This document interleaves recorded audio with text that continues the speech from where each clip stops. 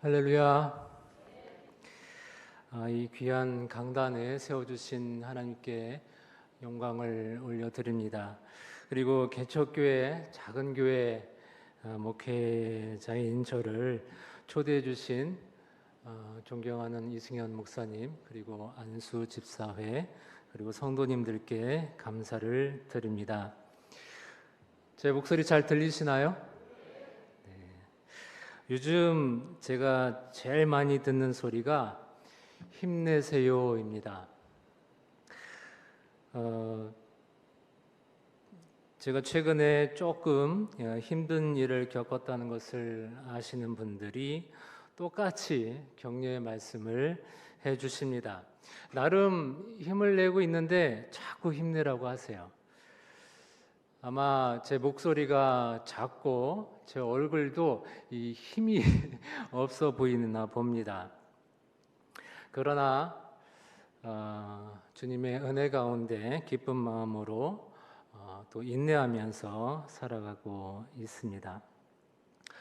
이 삼림을 개척하라, 비록 삼림이라도 개척하라 라는 말씀이 들어있는 오늘 본문에 대해서 잠깐 살펴보겠습니다. 이스라엘은 야곱의 자손들로 12지파를 이루고 여호수아 때에 가나안 땅을 분배받게 되죠. 야곱의 12아들 중 레위와 요셉이 제외되었고 그 나머지 그 빈 두 자리를 야곱의 손자들이면서 요셉의 두 아들 므낫세와 에브라임이 그 빈자리를 차지하게 됩니다. 그래서 이 므낫세 지파와 에브라임 지파를 통칭해서 요셉 지파, 아버지의 이름을 따서 요셉 지파라고도 하죠. 여호수아가 이끄는 이스라엘 백성들이 가나안에 진군하면서 아이성, 여리고성, 아이성, 그리고 아모리의 5 왕의 연합군을 물리치면서 가나안 남부 지역을 점령했습니다. 그리고 하솔 왕 야빈이 주도한 그 북쪽의 가나안 연합군을 상대로도 승리해서 북방 지역도 이스라엘 수중에 들어가죠.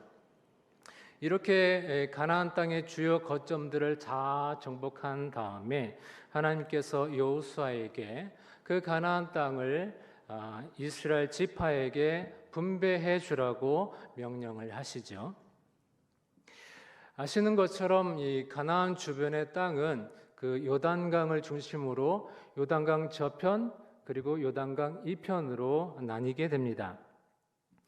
요단강 저편은 요단강의 동쪽 지역으로, 남쪽으로는 그 아르논 골짜기에서부터 시작해가지고 북쪽에는 헬몬산까지 이르는 지역이었는데, 이 지역은 이 바산 왕 옥과 그리고 아모리 왕 시온이 다스리던 땅이었습니다.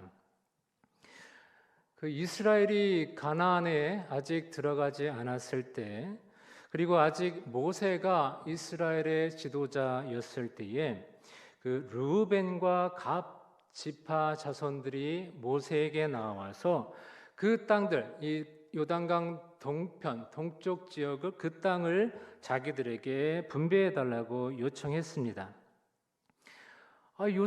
모세는 아직 이 이스라엘이 가나안에 들어가지도 않았는데 이런 요청을 하니까 화가 나죠.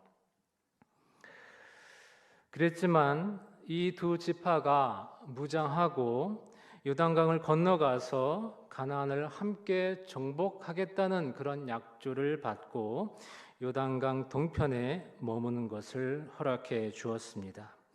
그리고 므낫세 지파 중 절반도 그 요단강 동편 땅을 분배받아서 정착하게 되었습니다. 이 세 지파, 엄밀히 말하면 2.5 지파죠. 이 지파를 요단 동쪽 지파라고 합니다.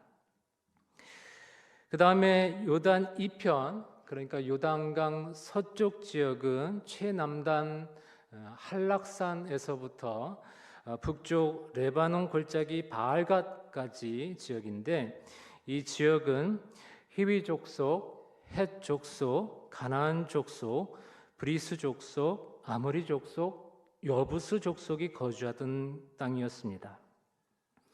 이 지역에는 총 31명의 왕들이 다스리고 있었는데, 이 왕들을 모두 쳐서 이 지역도 정복하게 되죠.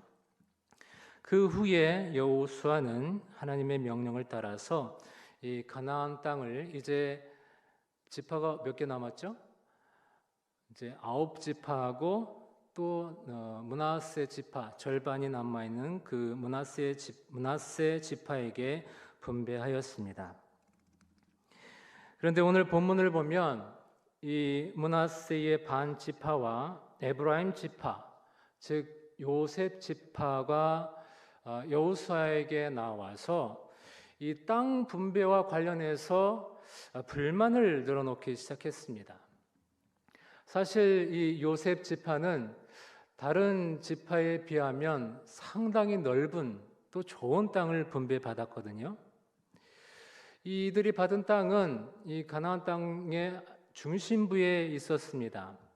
동쪽으로는 요단강이 이렇게 흐르고 있고, 또 서쪽으로는 지중해에 닿아 있는 그런 땅이었죠.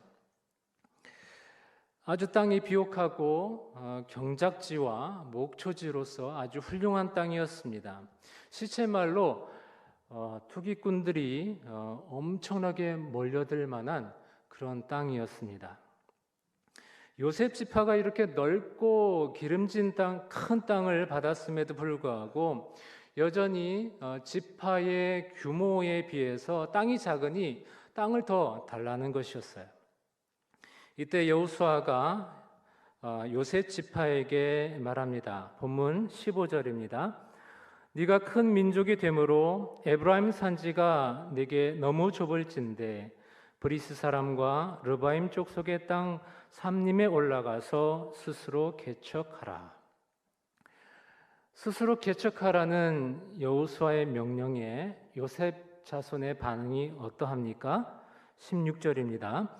요셉 자손이 이르되 그 산지는 우리에게 넉넉하지도 못하고 골짜기 땅에 거주하는 모든 가나안 족속에게는 베스안과 그 마을들에 거하는 자이든지 이스라엘 골짜기에 거주하는 자이든지 다 철병거가 있나이다. 그들은 한마디로 개척은 어렵다는 것입니다. 그 이유가 그 사람들에게, 그 적들에게는 당시의 신무기인 철병거를 지니고 있어서 그곳을 개척하기가 불가능하다는 거였어요.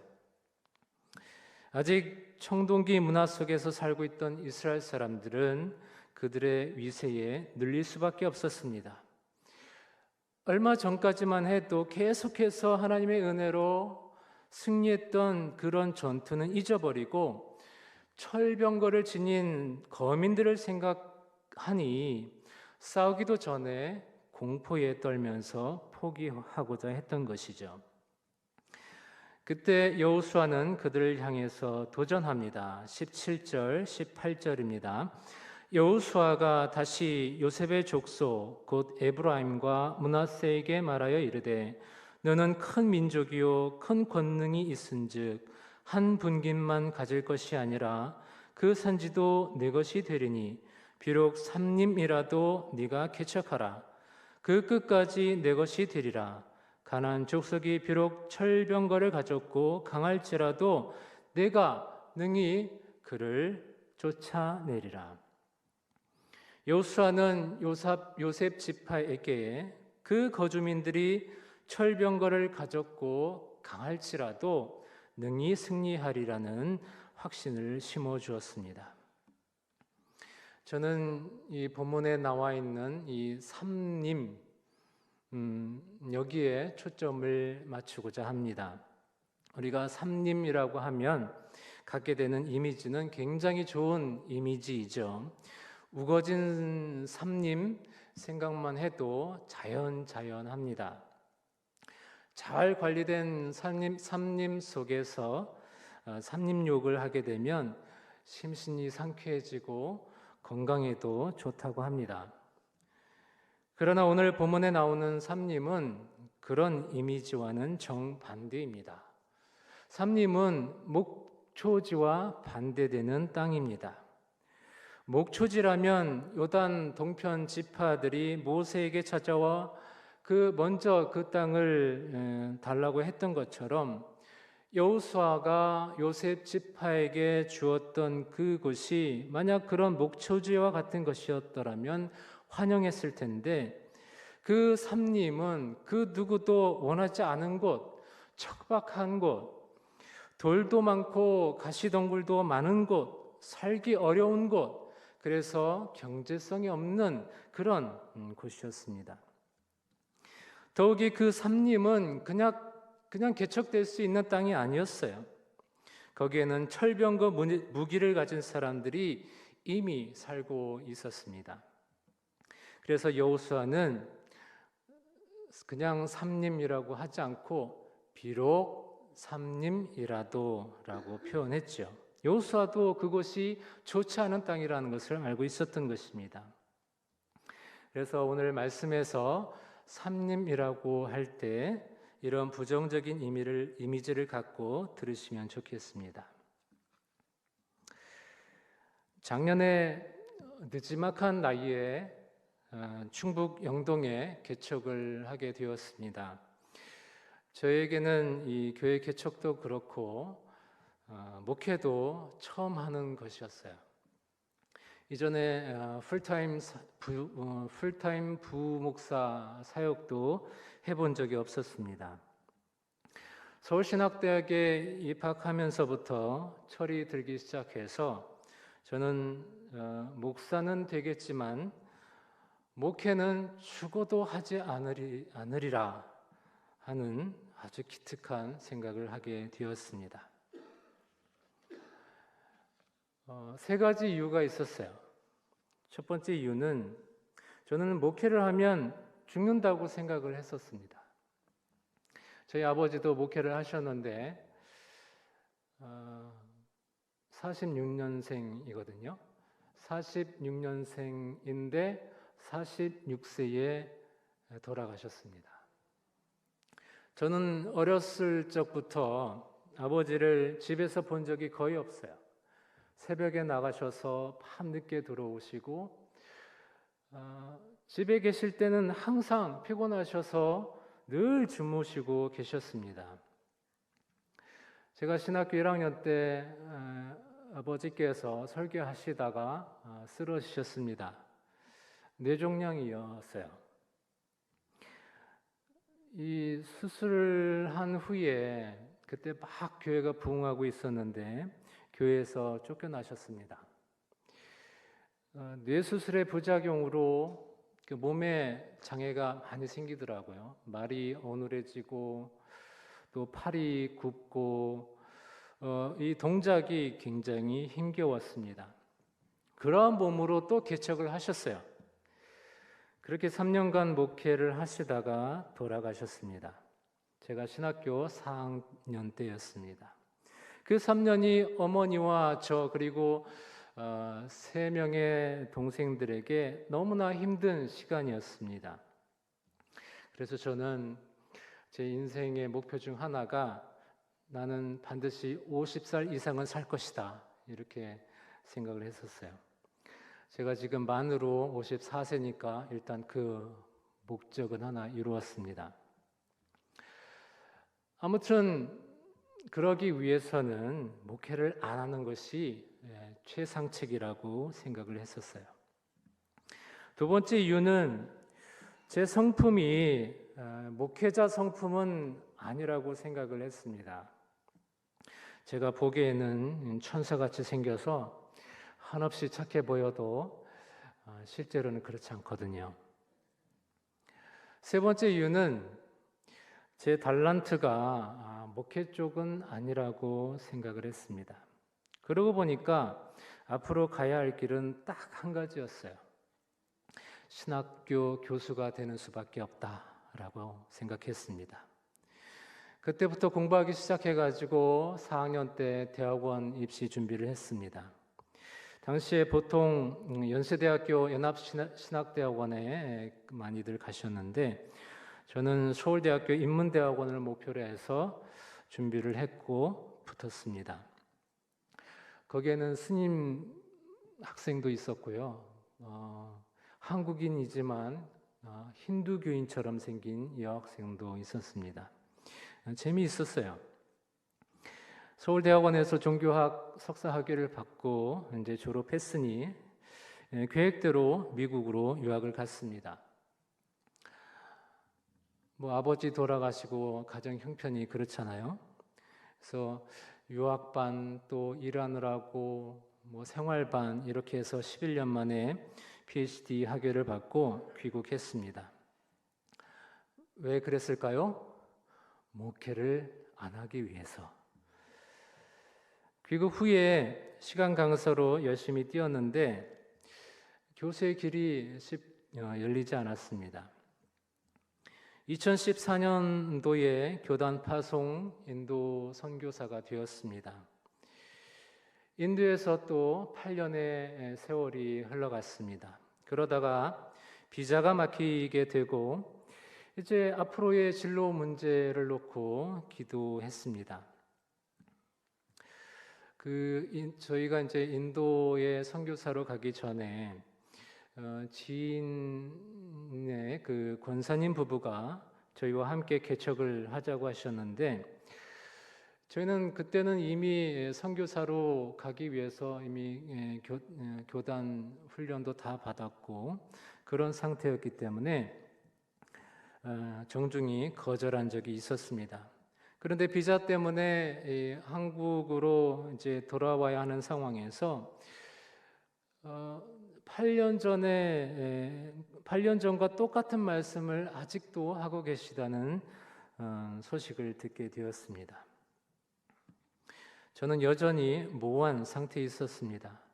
그러던 중에 인도 챈나이에서 함께 사역하시던 선교사님 부부와 대화하면서 하나님께서 이제는 목회의 길로 인도하시는 것일지도 모른다는 말씀을 해주셨습니다.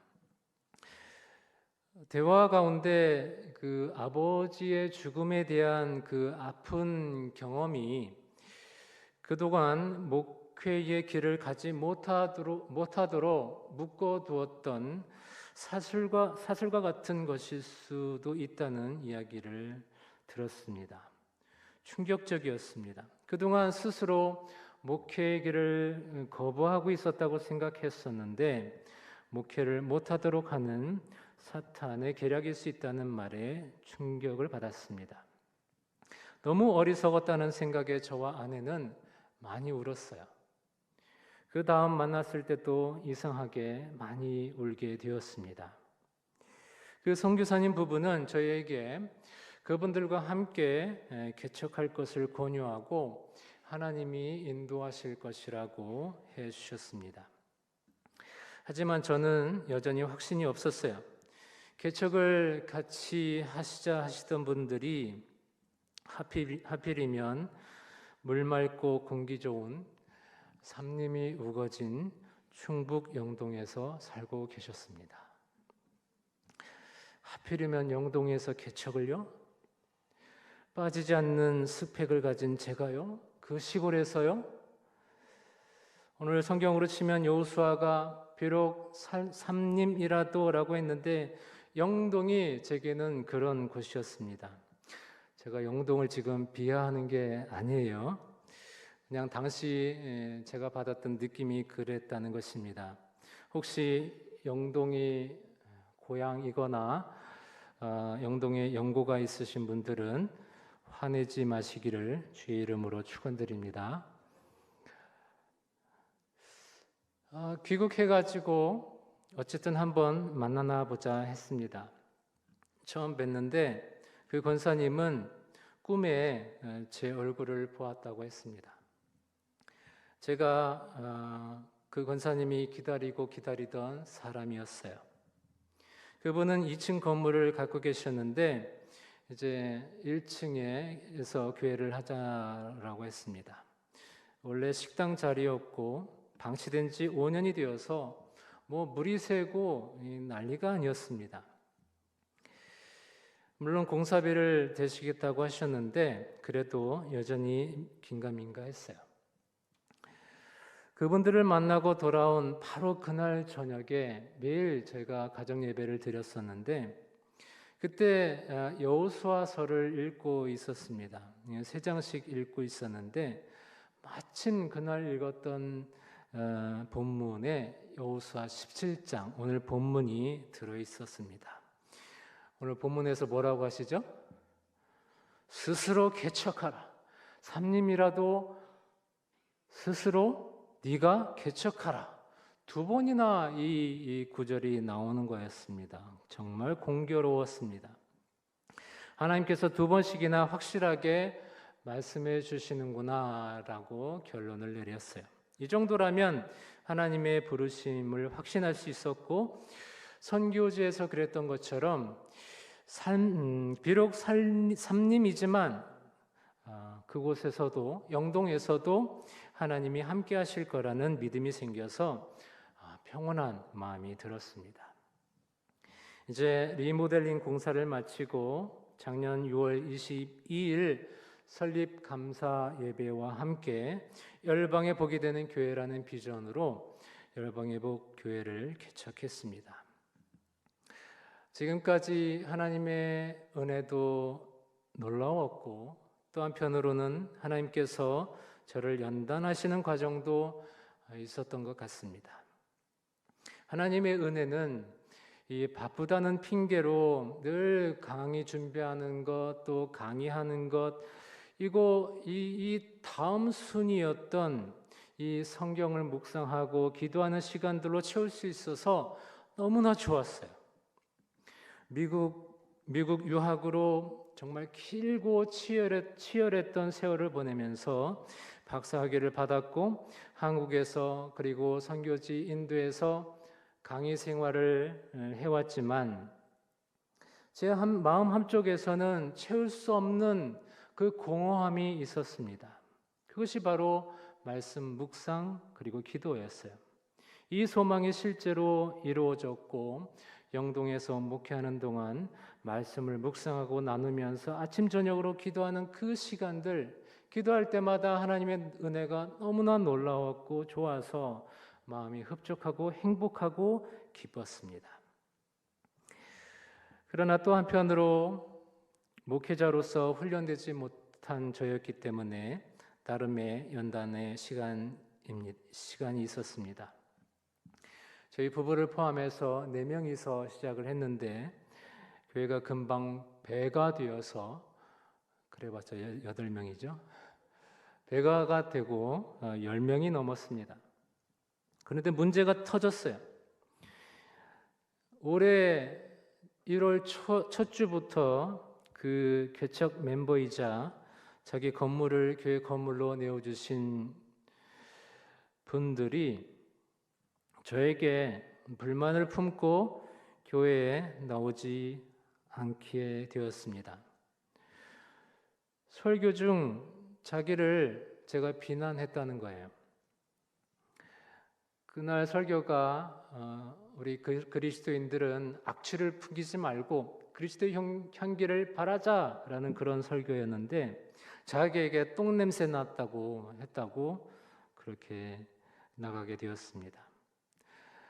그거는 정말 터무니없는 오해라고 말씀드렸지만 저에 대한 화가 눈덩이처럼 커져만 갔고 저희가 몇 번을 찾아가도 저를 만나주지 않았습니다. 얼마 후에는 그 월 100만 원씩 임대료를 내라고 내용 증명을 보내왔어요. 그리고 2개월을 열차할 경우 법적 조치를 하겠다고 했습니다. 도저히 이해할 수 없었어요. 설상가상으로 이제 막 출석하기 시작한 교인들에게도 저희를 비방해가지고 교회에 다 나오지 못하게 했습니다. 한순간에 이런 일들이 벌어졌어요. 어떻게든 관계를 회복해 보려고 했지만 소용이 없었습니다. 가시가 돋친 말과 고성의 아내는 많이 울었어요. 저는 그분들이 너무나 미웠고 화가 났습니다. 새벽 제단에서 많이 울기도 했고 하나님께 하나님 저에게 왜 이러시냐고 물으면서 헛웃음을 치기도 했습니다. 역시 나는 목회자감이 아닌가 보다 하고 절망하고 낙심했습니다. 모든 것을 그만두고 다시 선교지로 돌아가고 싶었습니다. 하지만 그때 사도행전을 묵상하면서 성령을 받을 때까지 예루살렘에 머물라는 말씀을 주셨어요. 기도하며 계속 머무르라는 뜻으로 받아들였습니다. 저와 아내 둘이 교회를 지키면서 예배하고 기도하면서 시간을 보냈어요. 상황은 아직 아무것도 달라지지 않았지만 한 가지 달라진 것은 나의 죄인됨을 발견하게 된 것입니다. 하나님을 전적으로 의지하지 않고 인간을 의지하고 있었던 죄를 발견하게 되었고 내 안에 있는 혈기와 미움이 여지없이 극명하게 드러났던 것입니다. 제 자신이 미움으로 형제를 죽여 심판에 이르고 있었던 거예요. 너무나 교만했습니다. 아직 진행 중이지만 저희 교회를 위해서 기도해 주시기를 부탁드립니다. 이제 서론이 끝나고 본론입니다. 이제 본론이면 설교는 언제 끝나나? 저에게 은사가 하나 있는데 설교를 오래 하지 못하는 은사가 있어요. 아주 바람직한 은사이죠. 개척할 때 저에게 주셨던 오늘 본문의 말씀을 얼마 전에 다시 한번 읽어보았습니다. 전에는 생각지 못했던 부분이 있었는데 오늘 말씀드리고 싶은 것이 바로 그것입니다. 이 본문에서 언급되고 있는 그 삼님, 발음 이거 맞나요? 삼님? 되게 헷갈려요. 살림이라고 해야 되는지 삼님이라고. 사전을 찾아보니까 삼님이 맞대요. 하여튼 그 오늘 본문에 나와 있는 그 삼님이 과연 어디냐 하는 것입니다. 흔히 생각하듯이 나를 힘들게 하는 사람들이 있는 곳, 나보다 더 강한 사람이 있는 곳, 나보다 더 강한 무기를 가지고 있는 사람들이 있는 곳, 아니면 돌과 가시덤불이 많은 곳이나 상황이나 외부 환경이 좋지 않은 곳, 이런 곳을 삼림이라고 생각할 수 있지만 제가 앞서 말씀드린 그런 과정을 겪으면서 깨달은 것은 그러한 삼림은 딴 데 있는 것이 아니라 바로 나에게 있다는 것입니다. 제가 그 삼림 그 자체였어요. 삼림은 밖에 저기에 있는 게 아니라 바로 여기 내 안에 있는 것이죠. 내 안에 죄의 쓴뿌리와 죄의 돌과 죄의 가시덤불이 꽉 차 있다는 것입니다. 이 삼림이 개척되어야 하고 그 다음에도 죄성 때문에 끊임없이 이 삼림이 우거지기 때문에 계속해서 개척되어야 한다는 것입니다. 이와 관련해서 오늘 본문에 보면 그 삼림 속에 살고 있는 사람들이 어떤 무기를 가지고 있다고 했죠? 철병거입니다. 그 철병거가요, 무엇보다도 내 안에 있다는 것입니다.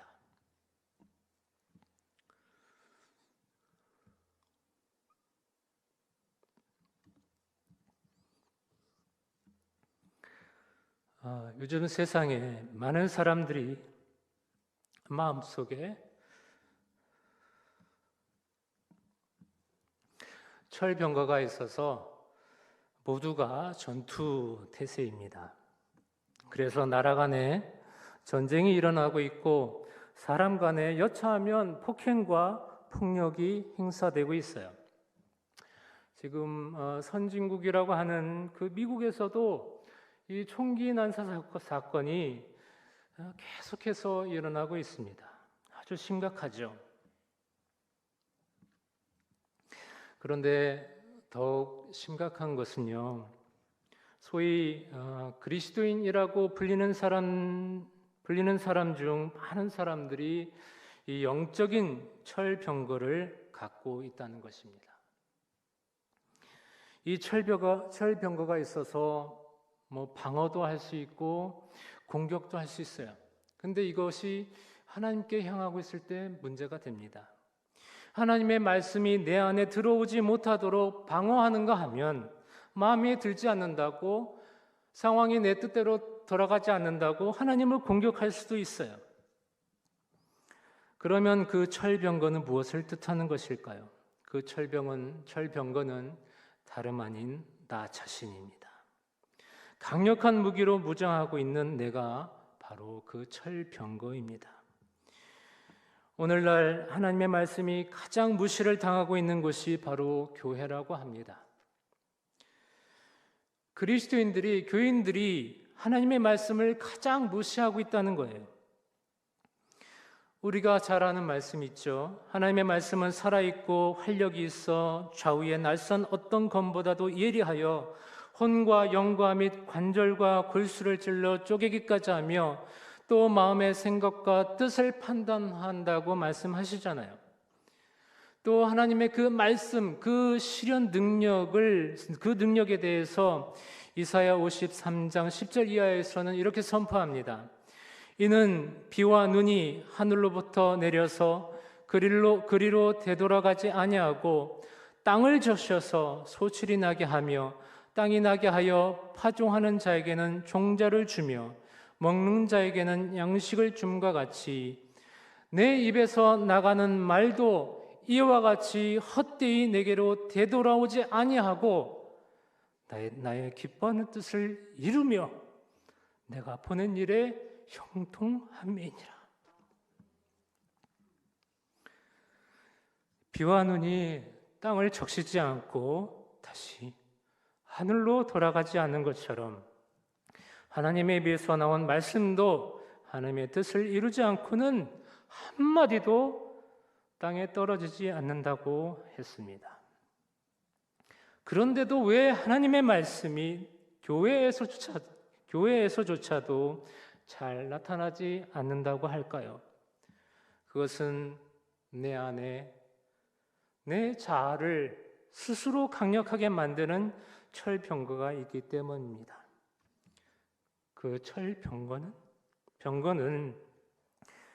돈일 수 있고 권력일 수 있고 명예일 수도 있고 욕망일 수도 있고 욕심일 수도 있습니다. 그 철병거를 타고 하나님의 자리에 오르고자 합니다. 다른 사람 얘기하는 것이 아니라 부끄럽지만 제가 그랬다는 것을 고백하고 있는 거예요.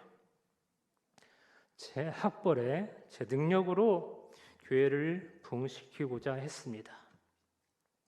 또 하나님의 자리에 앉아서 정죄하고 미워하고 분노했습니다.